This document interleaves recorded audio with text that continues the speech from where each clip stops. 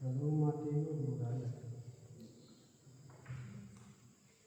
ನೀ ಒಲಿದು ಪಾದವನಿಟ್ಟ ಜಲವೇ ಸುಕ್ಷೇತ್ರ ಜಲವೇ ಪಾವನ ತೀರ್ಥ ಸುಲಭ ಶ್ರೀ ಗುರುವೇ ವಿಷಯ ಪ್ರಾತಸ್ಮರಣೀಯರಾದ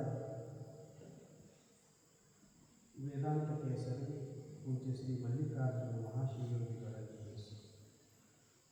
ನನ್ನ ಆರಾಧ್ಯ ಗುರುದೇವರಾದ ಪೂಜ್ಯ ಅಪ್ಪಗವರಲ್ಲಿ ನೆಲೆಸಿ ಬಸವಾದಿ ಶಿವಶರಣರಲ್ಲಿ ಶರಣರಲ್ಲಿ ವಿಶ್ವದ ಎಲ್ಲ ಸಂತರಲ್ಲಿ ಮಹಂತರಲ್ಲಿ ನೆಲೆಸಿ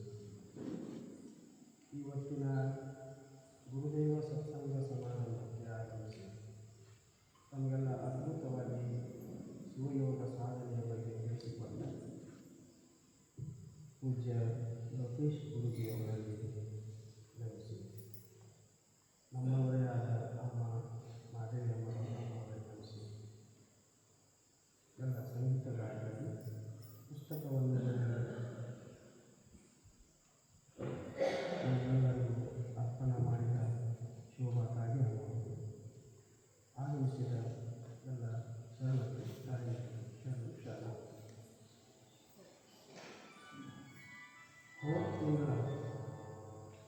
ಮೊಬೈಲ್ ಹೋದ ತಿಂಗಳ ಭಾರತದ ಎಲ್ಲ ವೈದ್ಯರು ಕೂಡಿ ಒಂದು ಸಂಘಟನೆಯನ್ನು ಮಾಡಿದರು IMK ಅಂತ. ಅವರೆಲ್ಲರೂ ಕೂಡಿ ಒಂದು ದೊಡ್ಡ ಸಭೆಯನ್ನು ಆಯೋಜನೆ ಮಾಡಿದರು. ಅದರೊಳಗೆ ಶ್ರೇಷ್ಠ ಉಪನ್ಯಾಸಕರು ವೈದ್ಯಕೀಯ ಉಪನ್ಯಾಸಕ ಡಾಕ್ಟರ್ಗಳನ್ನು ಕರೆಸಿದರು. ಆ ಡಾಕ್ಟರ್ಗಳಲ್ಲಿ ಒಬ್ಬ ಡಾಕ್ಟರ್ ಮಾತನಾಡುವಾಗ ಒಂದು ಪ್ರಶ್ನೆಯನ್ನು ಎಲ್ಲ ವೈದ್ಯರಿಗೆ ಕೇಳಿದರು. ಏನು ಅಂತಂದರೆ, ಇಷ್ಟು ಗುಳಿಗೆಗಳಲ್ಲಿ ಮುಖ್ಯರಾದ ಒಂದು ಗುಳಿಗೆ ಹೆಸರು ಹೇಳಿ ಇದರಿಂದ ರೋಗ ನಿವಾರಣೆ ಆಗ್ತದ. ಒಂದು ಗುಳಿಗೆ ಹೆಸರು ಹೇಳಿ ಯಾವ ಡಾಕ್ಟರು ಧೈರ್ಯ ಮಾಡೋದಿಲ್ಲ. ಎಲ್ಲ ಡಾಕ್ಟರ್ಗಳು ಏನಂದ್ರು ಅಂದರೆ ರೋಗದ ನಿಯಂತ್ರಣ ಮಾಡ್ತದೆ, ರೋಗ ಮೇಂಟೈನ್ ಮಾಡ್ತದೆ, ಹೊರತಾಗಿ ರೋಗನ ಕಡಿಮೆ ಮಾಡುವ ಸಾಮರ್ಥ್ಯ ನಮ್ಮ ಗುಳಿಗೆಗಳಲ್ಲಿಲ್ಲ. ಅವಾಗ ಅವು ಭಾಳ ಚಲೋ ಎರಡನೇ ಪ್ರಶ್ನೆ ಕೇಳಿದೆ. ಆಯಿತು, ರೋಗ ನಿಯಂತ್ರಣ ಮಾಡ್ತದ ಅಂತ ಸರಿ. ಮೊದಲಿಗೆ BP-ಗೆ ಒಂದೇ ಗುಳಿಗೆ ಕೊಡ್ತೀವಿ. ಒಂದು 6 ತಿಂಗಳಾದ್ಮೇಲೆ ಬೆಳಗ್ಗೆ ಒಂದು ಸಾಯಂಕಾಲ ತಗೊಳ್ಳಿ ಅಂತ ಹೇಳ್ತೀವಿ. ಮುಂದೆ ಬೆಳಗ್ಗೆ ಆಟ ಸಾಯಂಕಾಲ ಆಟ ತಗೊಳ್ಳಿ ಅಂತ ಹೇಳ್ತೀವಿ. ಮೇಂಟೈನ್ ಮಾಡೋ ಗುಳಿಗೆ ಒಂದೇ ಮೇಂಟೈನ್ ಮಾಡಿಬಿಡ್ತಾರೆ. ಮುಂದೆ ಗುಳಿಗೆ ಹೆಚ್ಚು ಹಾಕೋದು ಬಂದಾಗಿದ್ರೆ ಅರ್ಥ ಏನು? ಮೇಂಟೈನ್ ಮಾಡೋ ಸಾಮರ್ಥ್ಯನೂ ಗುಳಿಗೆಗಿಲ್ಲ. ಶುಗರ್ ಗುಳಿಗೆ ಮೊದಲು ಒಂದೇ ಗುಳಿಗೆ ತಗೋ ಅಂತ ಆನಂತರ ಮುಂದೆ 2 ತಗೊಂಡು ಬೆಳಗ್ಗೆ ಒಂದು ಸಾಯಂಕಾಲ ಮುಂದೆ 6 ತಿಂಗಳು ಆಗುವಾಗ ಇನ್ಸುಲಿನ್ ಇಂಜೆಕ್ಷನ್ ಮಾಡ್ಕೊಂಡು ನೀವು ಅಂತ. ಇದರ ಅರ್ಥ ಏನು ಅಂತಂದ್ರೆ ಗುಳಿಗೆ ಮೇಂಟೈನ್ಸ್ ಮಾಡೋ ಸಾಮರ್ಥ್ಯ ಇಲ್ಲ. ಆದರೂ ನಮ್ಗೆ ಅತೀ ಪ್ರಿಯವಾದದ್ದು ಅಂತಂದ್ರೆ ಗುಳಿಗೆ. ತಲೆ ನೋವಾಯಿತು ಗುಳಿಗೆ ತಗೋ, ಹೊಟ್ಟೆ ನೋವಾಯಿತು ಗುಳಿಗೆ ತಗೋ, ಕೈಯ ಕಾಲ ಉಳಿಕತ್ತವ ಗುಳಿಗೆ ತಗೋ, ಪಚನ ಆಗಿಲ್ಲ ಗುಳಿಗೆ ತಗೋ, ಹಸಿವಾಗಿಲ್ಲ ಗುಳಿಗೆ ತಗೋ, ಹೊರಗೆ ಬೆಳಿಗ್ಗೆ ಆಗಿಲ್ಲ ಗುಳಿಗೆ ತಗೋ, ಹಸಿವಾದರೂ ಗುಳಿಗೆ, ಹಸಿವಿ ಆಗಾಗ ಗುಳಿಗೆ, ಹೊರಗೆ ಹಠಾಕರೂ ಗುಳಿಗೆ. ಯಾಕೆ ನಮಗೆ ಆಗ್ಬಿಡ್ತೀವಿ ಅಂದರೆ ಯೋಗವನ್ನು ಡಾಕ್ಟರ್ಗಳಿಗೆಲ್ಲ ನಮ್ಮ ಗುಳಿಗೆ ಔಷಧಿಗಳಿಂದ ಎಂದೂ ಚಲೋ ಆಗುತ್ತೆ. ಆದರೂ ನಮ್ಗೆ ಎಷ್ಟು ವಿಶ್ವಾಸ ಅಂದರೆ ಇದರಲ್ಲಿ ಕಡಿಮೆ ಆಗ್ತದೆ. ಯಾವುದು ಒಂದೂ ರೋಗ ಕಡಿಮೆ ಆಗ್ತದೆ. ಹಂಗೆ ನಮ್ಮಲ್ಲಿ ಗುಳಿಗಳು ಒಟ್ಟು ಸುಮಾರು 50,000ಕ್ಕಿಂತಲೂ ಹೆಚ್ಚು ಗುಳಿಗೆಗಳು ಈ ಜಗತ್ತಿನೊಳಗೆ. ಆದರೆ ಯಾವ ಗುಳಿಗೂ ಕಡಿಮೆ ಮಾಡಿದೆ, ಮೇಂಟೈನೂ ಮಾಡಿದೆ. ಇನ್ನೂ ಗುಳಿಗೆ ಇತ್ತಿತ್ತಲಾಗಿ ಹೆಂಗೆ ಕೊಡಕತ್ತಾರೆ ಅಂತಂದ್ರೆ, ಹಿಂದಿನ ಕಾಲದ ಗುಳಿಗೆ ಮನುಷ್ಯಾಗ 50 mg 100 mg ಕೊಡ್ತಿದ್ರು, ದನಗಳಿಗೆ 500 mg ಕೊಡ್ತಿದ್ರು. ಈಗ ಮನುಷ್ಯ 1315 mg ಕೊಡ್ತಾರೆ. ಅವನು ಒಂದು 6 ತಿಂಗಳು ಗುಳಿಗೆ ತೊಗೊಂಡ್ರೆ 7ನೇ ತಿಂಗಳು ಡಯಾಲಿಸಿಸ್ ತೊಗೊಂಡು ಕಿಡ್ನಿ ಫೇಲ್ ಆಗ್ತದೆ. ಗುಳಿಗೆ ನಮ್ಮಿಂದ ಹೊರಗೆ ಹೋಗೋದು ಎಲ್ಲಿಂದ ಅಂತಂದ್ರೆ ಮಲದಿಂದ, ಮೂತ್ರದಿಂದ. ಯಾವ ಪ್ರಕಾರ ಗುಳಿಗೆ ತಗೊಂಡ್ರೆ ಆ ಗುಳಿಗೆ ಹೊರಗೆ ಹೋಗೋದು ಮೂತ್ರದಿಂದ ಹೊರಗೆ ಹೋಗಬೇಕಾಯ್ತು ಅಂತಂದ್ರೆ ಅದು ಕಿಡ್ನಿಯಿಂದಲೇ ಹೋಗಬೇಕು. ಹೋಗುವಾಗ ಕಿಡ್ನಿ ಕುಚ್ಚೆ ಹೋಗೋದೇ ಬರ್ತದೆ, ಸುಮ್ಮನೆ ಹೋಗಬೇಕು. ಸೂಜಿನ ಬಿಟ್ಟಿವಾಗ ಅದು ಕುಚ್ಚೋದು ಗುಳಿಗೆ ಅಂದರೆ ಸೂಜಿ, ಅದು ಕುಚ್ಚೆ ಹೋಗ್ತದೆ. ನಿಮ್ಮ ಜೀವನದೊಳಗೆ ಎಷ್ಟು ಸಾಧ್ಯ ಆಗೋದು ಕಡಿಮೆ ಗುಳಿಗೆಗಳು, ಎಷ್ಟು ಸಾಧ್ಯವಾದ ಕಡಿಮೆ ಗುಳಿಗೆಗಳು, ಕಡಿಮೆ ಔಷಧಿಗಳು. ಅದರ ಬದಲಿಗೆ ದಿವಸ ಬೆಳಿಗ್ಗೆ ಯೋಗ ಮಾಡಬೇಕು, ವಾಕಿಂಗ್ ಮಾಡಬೇಕು, ಹಸಿವಾಗ ಊಟ ಮಾಡಬೇಕು. ನಮ್ಮ ಇಟ್ಟು ಚಲೋ ನಮ್ಮ ಪಚನಕ್ರಿಯೆ ಹೊಟ್ಟೆದ ಅದು ಇಟ್ಟು ತಾಳ್ಕೊತದ. ಗುರುಗಳು ಹೇಳಿದ್ರಲ್ಲ, ಕೆಲಸ ಮಾಡೋಕ್ಕಿಂತ ಊಟ ಮಾಡೋಕ್ಕಿಂತ ಮೊದಲೇ ಕೆಲಸ ಆಗ್ತದೆ, ಊಟ ಆದ್ಮೇಲೆ ಕೆಲಸ ಆಗ್ತದೆ. ಯಾಕಾಗಲಿಲ್ಲ ಅಂತಂದ್ರೆ ಇದು ಜಠರ ಅದಲ್ಲ, ಇದು ಹೊಟ್ಟೆ. ಇದು ಕೆಲಸ ಮಾಡೋಕ್ಕೆ ಎಲ್ಲ ಕಡೆ ರಕ್ತ ಸಿಗ್ತದೆ. ಅರ್ಧನ ಊಟ ಮಾಡಿದ್ರಂದ್ರೆ ಅರ್ಧ ಜನ 4 ರೊಟ್ಟಿ ತಿನ್ನೋ 1 2 ಅರ್ಧ ರೊಟ್ಟಿ ತಿಂದಿರಂದ್ರೆ ಅದಕ್ಕೆ ಸಮಸ್ಯೆ ಆಗಿದೆ. ಹಾಗೆ ಪಚನ ಮಾಡ್ತೀವಿ ನಾವು ಇಲ್ಲಿ ಬರುವವರೆಗೂ ತಿಂತೀವಿ. ಅದ್ರಾಗ ನಾವು ಪ್ರಿಯವಾಗಿ ಮತ್ತೆ ಹಾಕೋದು ಜಗ್ಗಿ ಅದರಿಂದ ನಮ್ಗೆ ಏನಾಗ್ತದೆ ಅಂದ್ರೆ ಈ ಜಠರ ಏನಾಗ್ತದೆ, ಈ ಜಠರ ಪಚನ ಮಾಡೋ ಸಲುವಾಗಿ ಎಲ್ಲ ಕಡೆ ಬರ್ತಾರೆ. ಊಟ ಅಥವಾ ತಿಳಿಸೇ ನಡೆಯಬೇಕು, ಬುದ್ಧಿ ಕೆಲಸ ಮಾಡೋದು. ಯಾಕೆ ಮಾಡೋದು ಅಂದರೆ ಬುದ್ಧಿ ತೆರೆಗೆ ಹೋಗುವಂಥ ರಕ್ತನೂ ಜಠರಕ್ಕೆ ಬರ್ತದೆ, ಕಾಲದಿಂದ ರಕ್ತನೂ ಜಠರಕ್ಕೆ ಬರ್ತದೆ, ಕೈಯಿಂದ ರಕ್ತನೂ ಜಠರಕ್ಕೆ ಬರ್ತದೆ. ಜಠರಕ್ಕೆ ಪಚನಕ್ರಿಯೆ ಮಾಡೋಕ್ಕೆ ಎಷ್ಟು ರಕ್ತ ಸುರ್ತದ ಅಂತಂದ್ರೆ ಯಾವಾಗ ಕಂಠ ಮಠದಿಂದ ನಾವು ತಿಂದಿವಿ ಅಂತಂದ್ರೆ ಬೆಳಗ್ಗೆಯಿಂದ ಸಾಯಂಕಾಲಕ್ಕೆ ಕೆಲಸ ಮಾಡಿ ಎಷ್ಟು ರಕ್ತ ಸುರ್ತದೋ ಕಂಠ ಮಠ ಊಟ ಮಾಡಿದ್ದು ಹೊಟ್ಟೆ ಜಠರ ಪಚನಕ್ರಿಯೆ ಮಾಡೋಕ್ಕೆ ರಕ್ತ ಸುರ್ತದೆ. ಅದಕ್ಕೆ ಎಷ್ಟು ಕಡಿಮೆ ಊಟ ಮಾಡ್ತೀವಿ ಅಷ್ಟು ನಮ್ಮ ಆರೋಗ್ಯ ಚಲೋ, ಎಷ್ಟು ಹಗರಿರ್ತೀವಿ ಅಷ್ಟು ಆರೋಗ್ಯ ಚಲೋ. ನೋಡ್ರಿ, ಊಟ ಮಾಡೋಕೆ ಆಲಸ್ಯ ಆಗ್ತದೆ. ಗುರುಗಳು ಭಾಳ ಚಲೋ ಹೇಳಿದ್ರು.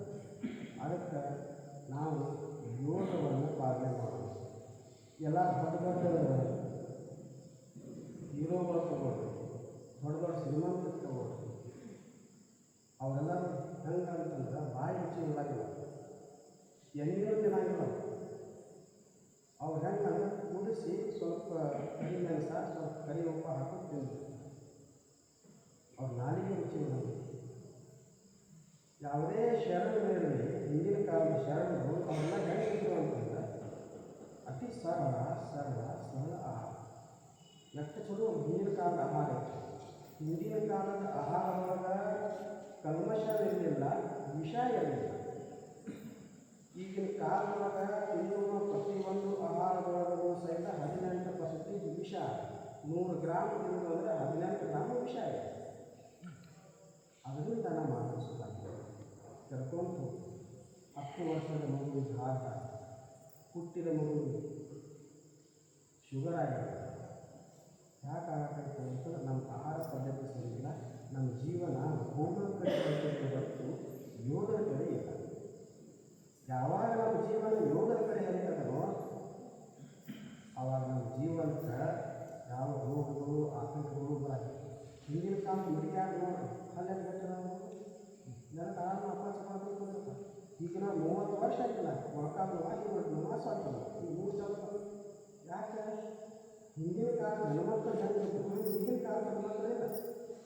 ಈಗ ನಾವು ಹೇಳ್ತೀವಿ ಕೆಲಸ ಮಾಡು ಕೆಲಸ ಮಾಡೋಕೆ ನಮ್ಮ ಕಡೆ ಆಗಂಗಿಲ್ಲ. ಹೀಗಾಗಿ ಕೆಲಸ ಮಾಡಿ ಲೇಬರ್ ಕಡೆಯಿಂದ ಕೆಲಸ ಮಾಡೋಕ್ಕಾಗಲ್ಲ. ಯಾಕೆ ಆಗಂಗಿಲ್ಲ ಅಂತಂದ್ರೆ ಅವ್ನು ತಿನ್ನುವ ಆಹಾರದಾಗ ಅವ್ನು ಕೆಲಸ ಮಾಡುವಾಗ ಶಕ್ತಿ ಅಲ್ಲ ಉತ್ಪತ್ತಿ. ಆಹಾರದಲ್ಲಿಯೇ ಶಕ್ತಿ ಇರಲಿಲ್ಲ ಅಂತಂದ್ರೆ ಆ ವ್ಯಕ್ತಿ ಕೆಲಸ ಮಾಡ್ತೀವಿ. ನಾವೆಲ್ಲ ಹೇಳ್ತೀವಿ ಹಾಕಿ ಜೋರು ಹಾಕಿ ಅದಲ್ಲ. ಯಾಕೆ ಆಹಾರದಿಂದ ಶಕ್ತಿ ಇದೆ. ಅದಕ್ಕೆ ಯೋಗವೇ ಜೀವನ ಅಂತ ನೋಡೋಣ. ಜೀವನ ಅಂತಂದ್ರೆ ಏನು? ಯಾವಾಗ ಹುಟ್ಟಿನಿಂದ ಸಾಯುವವರೆಗೆ ಏನೊಂದು ಸಮಯ ಆಗಲ್ಲ ನಾವು ಅದಕ್ಕೆ ಬದುಕು ಜೀವನ ಅಂತ. ಯೋಗ ಅಂತಂದ್ರೆ ಕೂಡೋದು. ಎಲ್ಲಿ ಕೂಡೋದು? ಓದುವಾಗ ಪುಸ್ತಕ ಮತ್ತು ಮನಸ್ಸು ಕೂಡು. ಜೀವ ಮತ್ತು ಪರಮಾತ್ಮ ಕೂಡು. ಇಷ್ಟಲಿಂಗ ಮತ್ತು ಭಾವನೆಯಿಂದ ಒಂದಾಗ ಪರವಸ್ತು ಆತ್ಮವಸ್ತು ಒಂದಾಗ. ಇದಕ್ಕೆ ಕೂಡುವುದು ಅಂತ ಕರೀತಾರೆ. ಯೋಗ ಅಂದರೆ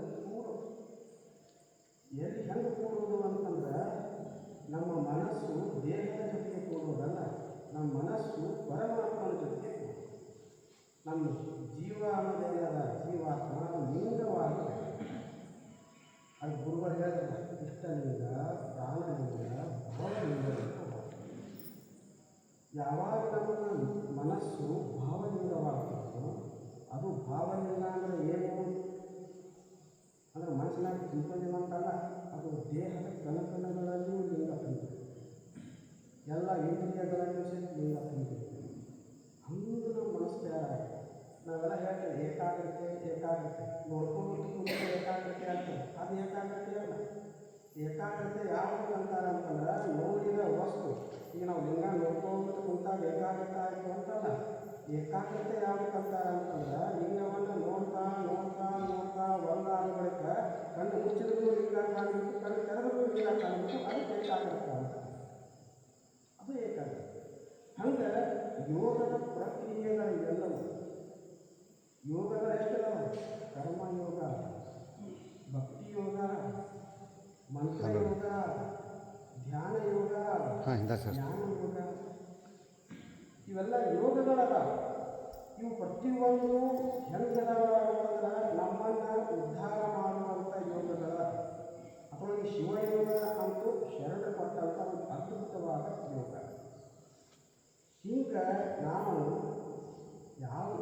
ಯಾವುದು ಮಾಡೋಕ್ಕೆ ಆಗಲೇ ಬಿದ್ದು ಅದರ ಮಂತ್ರಯೋಗವನ್ನು ಮಾಡಬೇಕು.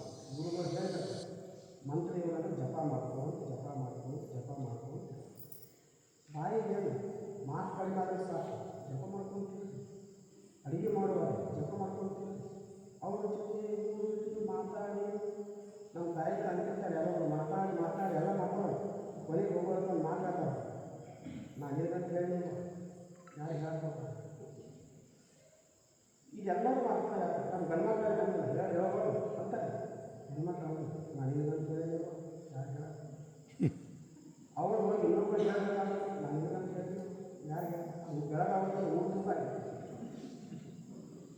ಹಿಂಗೆಲ್ಲ ನಮ್ಮ ಜೀವನದೊಳಗೆ ಯಾಕೆ ಇನ್ನೊಬ್ಬರ ಬಗ್ಗೆ ಮಾತಾಡಿ, ಅದರ ಬಗ್ಗೆ ಮಾತಾಡಿ, ಇದ್ರ ಬಗ್ಗೆ ಮಾತಾಡಿ ಯಾಕೆ ನಾವು ತಲೆ ಕೆಡಿಸ್ಕೊಳ್ಳೋದು?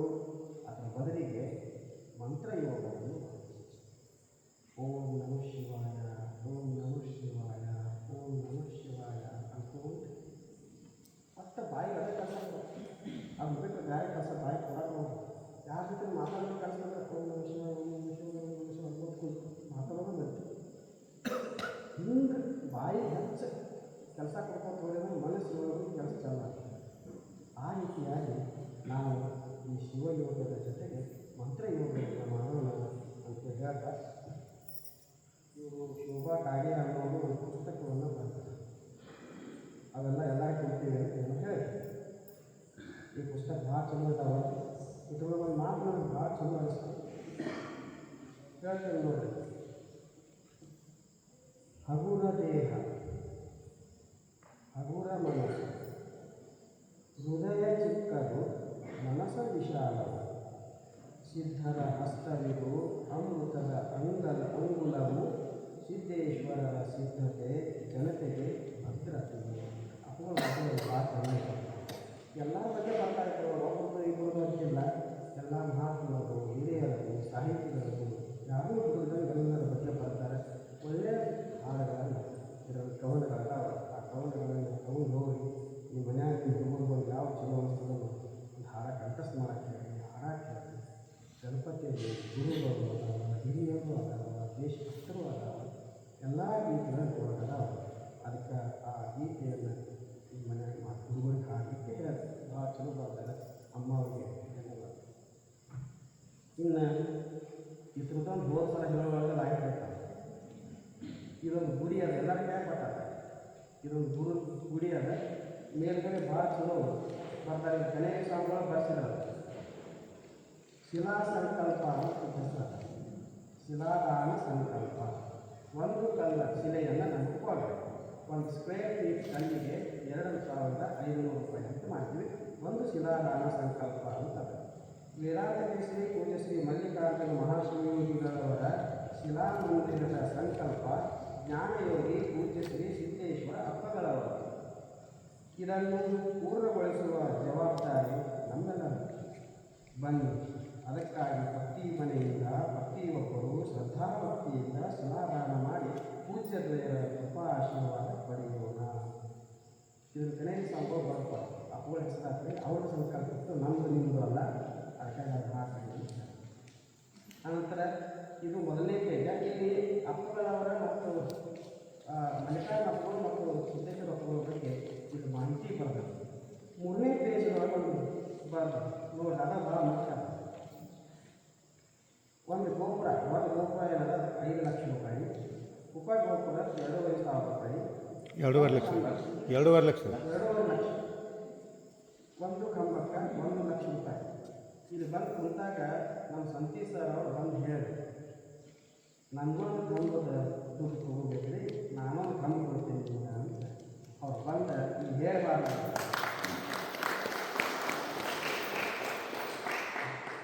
ಒಂದು ಕಂಬಕ್ಕೆ 1 ಲಕ್ಷ ರೂಪಾಯಿ. ಮೇಲ್ಛಾವಣಿ ಅಂತ ಬರ್ತಾವೆ, ಮೇಲ್ಗಡೆ ಛಾವಣಿ ಹಾಕ್ತೀವಿ, ಛಾವಣಿಗೆ 50,000 ರೂಪಾಯಿ ಅಂತ. ಪ್ರಭಾವಳಿ ಅಂತ ಬರ್ತಾವೆ, ಒಂದದ ಮೇಲ್ಗಡೆ ಪ್ರಭಾವಳಿ ಬರ್ತಾವೆ, 25,000 ರೂಪಾಯಿ ಒಂದು ಪ್ರಭಾವಳಿ. ಆ ಬಳಿಕ ಬಿಲ್ ಬರ್ತಾವೆ ಮೇಲ್ಗಡೆ, ಬಿಲ್ 1,11,000 ರೂಪಾಯಿ. 18 ಪಾವತಿಗಳು ಬರ್ತಾವೆ, ಒಂದು ಪಾವತಿಗೆ 5,000 ರೂಪಾಯಿ, ಒಂದು ಕಲ್ಲಕ್ಕೆ 2,500 ರೂಪಾಯಿ. ಒಂದು ಕಲ್ಲು ಅಂದರೆ ಏನಾಗಿದೆ, ಅಲ್ಲಿಂದ ನಾವು ಕಲ್ಲಿನ ತರ್ಸಾಕ 1 ಸ್ಕ್ವೇರ್ ಫೀಟ್ ಕಲ್ಲಿಗೆ 2,500 ರೂಪಾಯಿ. ಅದನ್ನು ಕೆತ್ತಾಕ 300 ರೂಪಾಯಿ, 500 ರೂಪಾಯಿ, ಒಟ್ಟು 3,000 ರೂಪಾಯಿ 1 ಸ್ಕ್ವೇರ್ ಫೀಟ್ ಕಲ್ಲು ತಯಾರಾಗಕ್ಕೆ ಅಲ್ಲಿಂದ ಖರ್ಚು ಮಾಡ್ತಾರೆ. ಅದಕ್ಕೆ ನಾವೆಲ್ಲರೂ ಕೂಡ 3,000 ಸರಿಯಾಗೋದಿಲ್ಲ, ಅದಕ್ಕಾಗಿ 2,500 ರೂಪಾಯಿ ಮಾಡಿದ್ರೆ ಚಲೋ ಆಗ್ತದೆ ಅಂತ ಮಾಡಿ ಮಾಡಿ ನಮ್ಮ ಹಿರಿಯರೆಲ್ಲ ಹಿರಿಯರೆಲ್ಲ ಕೂರಿಸಿದ್ವಿ. ಎಲ್ಲ ಹಿರಿಯರು ಬಂದಿದ್ರು, ಒಂದು 35-40 ಜನ ಬಂದಿದ್ರು. ಅವರೆಲ್ಲ ಏನು ಖುಷಿ ಆಗಬೇಕು ಅಂತಂದ್ರೆ, ಇದು ನಮ್ಮ ಗುಡಿಯಲ್ಲಿ ನಾವೆಲ್ಲ ಕೂಡ ಮಾಡೋನು ಅಂತ ತಿಳ್ಕೊಂಡೆ ಸುಮ್ಮನೆ ಕೂತಿರು. ಎಲ್ಲರೂ ಅದ್ರಾಗ ಒಬ್ಬರು ನಮ್ಮ ತೋಳ್ಮಟ್ಟಿ ಸರ್ ಅಂತಾರಲ್ಲ, ಅವರಾದರೂ 1 ಲಕ್ಷ ರೂಪಾಯಿ ಕಂಬ ತೊಗೊಳ್ರಿ. 5 ಜನ ಒಮ್ಮೆ ಘೋಷಣೆ ಮಾಡಿಬಿಟ್ರು, ನಮ್ದೊಂದು ಲಕ್ಷ ತೊಗೊಳ್ರಿ, ನಮ್ದೊಂದು ಲಕ್ಷ ತೊಗೊಳ್ರಿ ಅಂತ 5 ಜನ. ಇಲ್ಲಿ ಮಲ್ಲಪ್ಪ ಕೋಳಿಯವರು ಬಂದ, ಅವರು 1 ಲಕ್ಷ ರೂಪಾಯಿ ಅವರು ಘೋಷಣೆ ಮಾಡಿ. ಹೀಗೆ 50,000 ಕೆಲವೊಂದು ಜನ, 25,000 ಕೆಲವು ಜನ, 11,000 ಕೆಲವೊಂದು ಜನ, 5,000 ಕೆಲವೊಂದು ಜನ, 2,500 ರೂಪಾಯಿ. ಇದು ನಾವು ಶಿಲಾದಾನ ಸಂಕಲ್ಪ. ನಾವೇನು ಊರಾಗ ಪಟ್ಟಿ ಬರ್ತೀವಿ ಅಂತ ನಾವು ಅನ್ನಂಗಿಲ್ಲ. ಗುರು ಸೇವೆಗೆ ಬರ್ತೀವಿ, ಗುರು ಸೇವಾ ಮಾಡೋದಲ್ಲ. ನಾವು ಹೆಂಗದ ನಮ್ಮ ಮನಸ್ಸಿನೊಳಗ ಅಂತಂದ್ರೆ, ಯಾರಿಗೂ ಮನಸ್ಸು ನೋಯಿಸಿ ದುಡ್ಡು ತಗೋಬೇಕು ಅಂತ ನಮ್ಮ ಇಚ್ಛೆ ಇಟ್ಟು ಕೊಡಲೇ ಅಂತ ನಾವು ಯಾರು ಮನಸ್ಸು ಅನ್ನಬಾರ್ದು ಅಂತ ಮಾಡಿ. ಯಾಕಂದ್ರೆ ಗುರುಗಳೇ ಯಾಕಂತ ಕೇಳಿಲ್ಲ, ನಾವು ಒತ್ತಾಯ ಮಾಡ್ತೀವಿ ಸೇವೆ. ಅದಕ್ಕಾಗಿ ಅಪ್ಪಗಳು ನಾವು ಒಂದೇ ಮಾತು, ನಿಮ್ಮ ಮನಸ್ಸಿನಾಗ ಅಪ್ಪಗಳು ಬಂದು ನೀವು ಯಾಕೆ ಕೂಡ ಅಂತಾರಲ್ಲ, ಅಷ್ಟೇ ಕೊಡಿ, ಅಷ್ಟೇ ತಗೋಬೋದು. ಅದರ ಗುರುಗಳ ಸಂಕಲ್ಪ ಆದ ನಿಮ್ಮ ಗುರಿ ಆಗುತ್ತೆ. ಅಪ್ಪಗಳು ಮೊದಲೇ ಹೇಳಿದ್ರು ನನಗೆ, ಒಳಗೆ ಗುಡಿ ಮುಗಿಸಪ್ಪ, ನಾವು ಗುಡಿ ನೋಡಬೇಕು, ಗುಡಿ ಮುಗಿಸು, ಗುಡಿ ನೋಡಬೇಕು ಅಂತ ನಾನು ಅವ್ರು ಸೇವಾದಾಗಿರ್ತೀನಿ. ಅವು ಮತ್ತೆ ಕೇಳೋರು ಮತ್ತೆ ನಾವು ಎಲ್ಲಿ ಹೋಗೋಣ ಇಲ್ಲೇ ಇರ್ಬೇಕು, ಅಲ್ಲಿ ಗುಡಿ ಅಂತ. ಅದ್ರಾಗ ಏನಿತ್ತು ಅಂತಂದ್ರೆ, ಅಪ್ಪಗಳು ಹತ್ತಿರ ಈ ಥರ 1 ರೂಪಾಯಿ ಸೇರಿ ತೊಗೊಂಡ್ಬಂದು ಅವ್ರು ಸೇವಾದಾಗಿದ್ದ 1 ರೂಪಾಯಿ ಸೇರಿ ದುಡ್ಡು ತೊಗೊಳೋದು. ನಾವು ಎಂದಿಗೂ 1 ರೂಪಾಯಿ ಸೇರಿ ತೊಗೊಳಕ್ಕೆ ಹೋಗಲಿಲ್ಲ ದುಡ್ಡು. ಮತ್ತು ಅಲ್ಲಿ ರೊಕ್ಕನೇ ಬರೋದಿಲ್ಲ, ದುಡ್ಡನ್ನು ಬರೋದಿಲ್ಲ, ಯಾಕೆ ಕೊಡೋದು?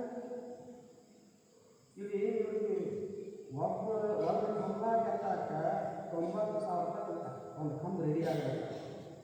ಮತ್ತು 90,000 ರೂಪಾಯಿ 20,000 ರೂಪಾಯಿ 2 ಕಲ್ಲ 40,000 ರೂಪಾಯಿ. 1,30,30,000 ರೂಪಾಯಿ ಒಂದು ಕಂಬ ತಯಾರಾಗಬೇಕಾದ್ರೆ ನಾವು ಎಲ್ಲಿ ಕೊಡೋದು? ಅದಕ್ಕಾಗಿ ನಾವು ಹೂಡಿ ಕಟ್ಟೋದು ಆದರೆ ಈಗ ಅದು ಕಟ್ಟಬೇಕು ಅಂತ ಗುರುಗಳ ಸಂಕಲ್ಪ. ಅದು ಏನಾದರೂ ನಾವು ಪೂರ್ಣ ಮಾಡೋಣ. ಅದ್ರಾಗ ಎಲ್ಲ ಪೂರ್ಣತೆಯನ್ನು ಬಂದಿದ್ರಾಗ ಯಾರು ಹೇಳಾಕತ್ತಿದ್ವಿ.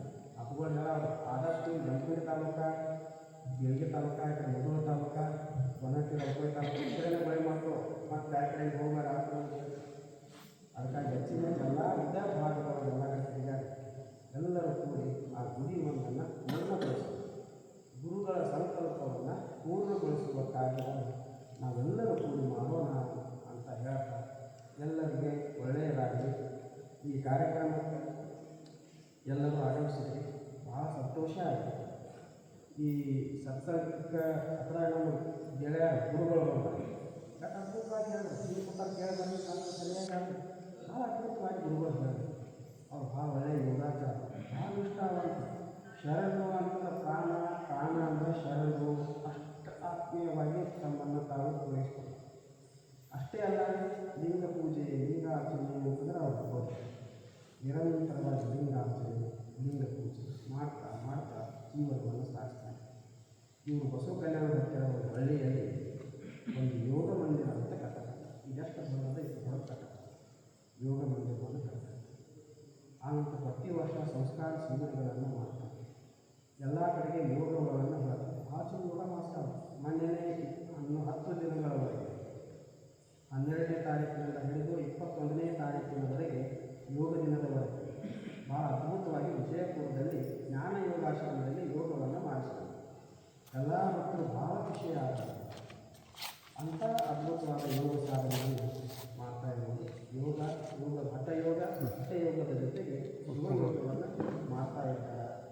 ಅವ್ರ ಸಾಧನೆ ಜೊತೆಗೆ ಅಪ್ಪಗಳ ಜೊತೆ ಭಾಳ ಆತ್ಮೀಯ ಇವರು.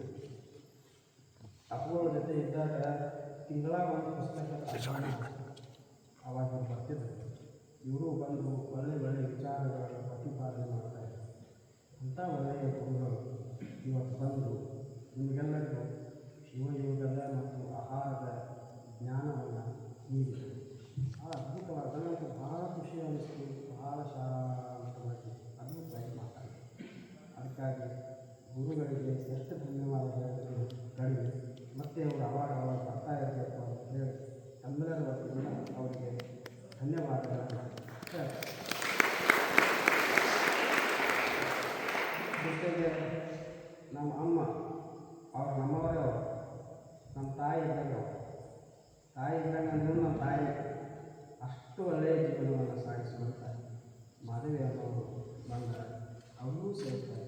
ತಮ್ಮೆಲ್ಲರ ವಂದನೆಗಳನ್ನು ನಮ್ಮ ಪುಸ್ತಕವನ್ನು ಭಾಳ ಚೆನ್ನಾಗಿ ಬರ್ತಾರೆ. ಆ ಪುಸ್ತಕವನ್ನು ಪರಿಚಯ ಮಾಡಿ ಮತ್ತು ಎಲ್ಲ ಪರಿಚಯವನ್ನು ಮಾಡಿ ಧನ್ಯವಾದ ಅರ್ಪಿಸ್ತೀನಿ. ಜೊತೆಗೆ ಸಂಗೀತ ಬಳಗ ಭಾಳ ಅದ್ಭುತವಾದಂಥ ಸಂಗೀತ ಬಳಗ. ಇದರದ್ದೆಲ್ಲರ ಲೀಡರ್ ಅಂತಂದರೆ ನಮ್ಮ ಸಿದ್ದು ಉಪ್ಪಂದಿನಿ. ಇವರೆಲ್ಲರೂ ಸೇರಿ ಪ್ರತಿ ತಿಂಗಳ ಒಳ್ಳೆಯ ಭಜನೆಯನ್ನು ಮಾಡ್ತಾರೆ. ಅವ್ರಿಗೂ ಸಹಿತ ಧನ್ಯವಾದಗಳನ್ನು ಹೇಳ್ತೀವಿ. ಮತ್ತೆಲ್ಲರಿಗೂ ಬೇಕಾದಂಥ ಹೂವು ಮತ್ತು ಈ ಕೆಲಸ ಕ್ರೈ ಇದೆಲ್ಲವನ್ನು ತಗೊಂಡು ಅವರು ಯೂಟ್ಯೂಬ್ ಚಾನಲ್ ಸಿದ್ದು ಅವ್ರ ಯೂಟ್ಯೂಬ್ ಚಾನಲ್ನೊಳಗೆ ಕಳಿಸ್ತಾರೆ. ಜೊತೆಗೆ ಇನ್ನೊಂದು ನಾನು ಹೇಳೋದು ಬರುತ್ತೆ, ಇವತ್ತು ದಾಸೋಹ ಮಾಡಿಸಿದವರು ನಮ್ಮ ಸುನೀಲ್ ಕತ್ನಳ್ಳಿ. ಅವ್ರ ಮನೆ ಸಹಜವಾದ ಅತ್ತಿ ಮನೆಗೆ ಬಂದರು. ಜಮಖಂಡಿ ಅವರು ಅತ್ತಿ ಮನೆ. ಅವಾಗ ಅತ್ತಿ ಮನೆಗೆ ಬರ್ತಾರೆ. ಅತ್ತಿ ಮನೆಗೆ ಬಂದಾಗ ನಾವು ಇಲ್ಲಿ ಬಂದು ಹೋಗ್ತಾರೆ. ಎಂದೂ ಅವರು ಹಂಗೆ ಬೆಳಗ್ಗೆ ಹೋಗಿಲ್ಲ. ಅತ್ತಿ ಮನೆಗೆ ಬಂದಾಗ ಇಲ್ಲಿ ಬಂದು ಹೋಗ್ತಾರೆ. ಮನೆ ಬಂದಿದ್ದರು. ಏನೇನು ನಡೆದದ್ರಿ ಅಂತ ಕೇಳಿದ್ರು. ನಮ್ಮದೇನದಲ್ಲಿ ಗುಡಿ ಕಟ್ಟೋದು ನಡೆದ, ಜೊತೆಗೆ ಒಂದು ಸತ್ಸಂಗ ನಡೆದಿದೆ. ಬೆಳಗ್ಗೆ ಸಾಯಂಕಾಲ ಪ್ರವಚನ ನಡೆದಿದೆ. ಇಷ್ಟು ನಡೆದದ್ರಿ ಅಂತ ನಾನು ಹೇಳಿದೆ. ಮತ್ತು ಸತ್ಸಂಗ ಹೇಗೆ ನಡೀತದ್ರಿ, ನಮ್ಗೆ ವಾಟ್ಸಾಪ್ಗೆಲ್ಲ ಬರ್ತೇವೆ, ಕಳಿಸ್ತಿರ್ತೀವಿ, ನಾವು ನೋಡ್ತಿರ್ತೀವಿ, ಎಷ್ಟು ಚಲೋ ಮಾಡ್ಕೊತೀವಿ ಅಂದರು. ದಾಸೋಹ ಎಲ್ಲ ಯಾರು ಮಾಡಿಸ್ತಾರೆ ಅಂತ ಕೇಳಿ, ಯಾರು ಮಾಡಿಸ್ತೇವೆ ಅಂತಾರೆ, ಅದು ಮಾಡಿಸ್ತಾರೆ ಅಂದ್ಕೊಂಡು ನನ್ನೊಂದು ತಿಂಗಳು ಮಾಡಿ ಅಂತ ಕೊಟ್ಟು ಅವಾಗ ಅಲ್ಲೇ ದುಡ್ಡು ಕೊಟ್ಟು ಅವರು ದುಡ್ಡು ಕೊಟ್ಟಿಗೆ ಒಂದು 3 ತಿಂಗಳಾಯ್ತು. ದುಡ್ಡು ಕೊಟ್ಟ 3 ತಿಂಗಳಾಯ್ತು. ನಾವು ಹೇಳ್ಕೊತ ಬಂದೀವಿ. ಅವಾಗ ಒಬ್ಬರು ಬಂದು ನಾವು ಮಾಡ್ಕೊಂಡು ಹೋದ ತಿಂಗಳಾಗ ಇವರು ಹೋಳಿಗೆ ಸ್ವೀಕರಣೆ ಮಾಡಿದ್ರು. ನಮ್ಮ ಡಾಕ್ಟರ್ ಯಾರೇ ಬಡಗುರ್ಗಿ ಡಾಕ್ಟರ್ ಅವರು ಪ್ರಸಾರ ಮಾಡಿಸಿದ್ರು. ಮತ್ತು ಸಿದ್ದು ಉಪ್ಪಂದಿನ ಕೂಡಿಸಿ ಹೋಳಿಗೆ ಸ್ವೀಕರಣೆ ಹೋಗ್ತಿದ್ರು. ಭಾಳ ಚೆನ್ನಾಗಿ ಮಾಡಿಸಿದ್ರು. ಅದಕ್ಕಾಗಿ ಈ ತಿಂಗಳು ಒಬ್ಬರು ನಮ್ಮ ಕೋಟೆ ತಹಸೀಲ್ದಾರ್ ಅವರು ನಮಗೆ ಮಾಡಿ ಅಂತ ಹೇಳಿದರು. ಆದರೆ ಈ ತಿಂಗಳು ಮತ್ತೆ ಅವರು ಗುರುಗಳು ರೊಕ್ಕ ತಗೊಂಡು ಹಂಗೆ ಕುಂದಿರ್ತಾರೆ ಅಂತ ಅನ್ನಬಾರ್ದು ಅಂತೇಳಿ ನಾವು ಈ ತಿಂಗಳು ಮಾಡೇ ಬಿಡಪ್ಪ ಅಂತ ಹೇಳಿದ್ರು. ಅದಕ್ಕೆ ಅವರು ವಿಜಯಪುರ ಜಿಲ್ಲೆಯ ನಾಲ್ಕಾನ ಗ್ರಾಮದವರು. ಅವರು ಇಂಜಿನಿಯರಿಂಗನ್ನು ಮುಗಿಸಿ ಅವರೊಂದು ಸಾವಯವ ಕೃಷಿಯ ಒಂದು ಕಂಪನಿಯನ್ನು ಪ್ರಾರಂಭ ಮಾಡಿದರು. ಅವರು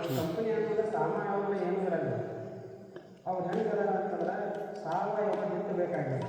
ಅವ್ರು ಹಿಟ್ಟದೊಂದು ಮೆಂಬರ್ ಇರ್ತಾರೆ, ಅವ್ರು ಫೋನ್ ಮಾಡಿ ಈ ಪತ್ತಾಕ ಇಟ್ಟು ಕಳಿಸ್ಲಿ ಅಂತ ಕಳಿಸ್ತಾರೆ. ಕಾಯಿಪಲ್ಯ ಬೇಕಾಗಿತ್ತು, ಬೆಲ್ಲ ಬೇಕಾಗಿತ್ತು, ಎಲ್ಲ ಕಡೆ ಈಗೇನು ಬೇರೆ ಬೇರೆ ಎಲ್ಲ ಕಡೆ ಏನೇನು ಸಿಗ್ತದೆ ಅವೆಲ್ಲವೂ ಬರ್ತದೆ, ಎಲ್ಲಿ ಸಿಗ್ತದೆ ಅಲ್ಲಿ ಫೋನ್ ಮಾಡಿ ಇಟ್ಟು ಕಳಿಸ್ಲಿ ಅಂತ ಹೇಳ್ತಾರೆ. ಎಲ್ಲವೂ ಸಾವಯವ ಕೃಷಿಗಳಿಂದ ತಯಾರಿಸಿದಂತೆ ಎಲ್ಲವನ್ನು ಎಲ್ಲ ಕಡೆ ಕಳಿಸ್ತಾರೆ. ಅವ್ರದ್ದು ಒಳ್ಳೆಯ ಕಂಪ್ನಿ ಅದ, ಇಂಜಿನಿಯರ್ನೂ ಅದ, ಕಂಪ್ನಿನೂ ನಡೆಸ್ತಾರೆ. ಅವ್ರ ಸ್ವಭಾವ ಭಾಳ ಚಲೋ.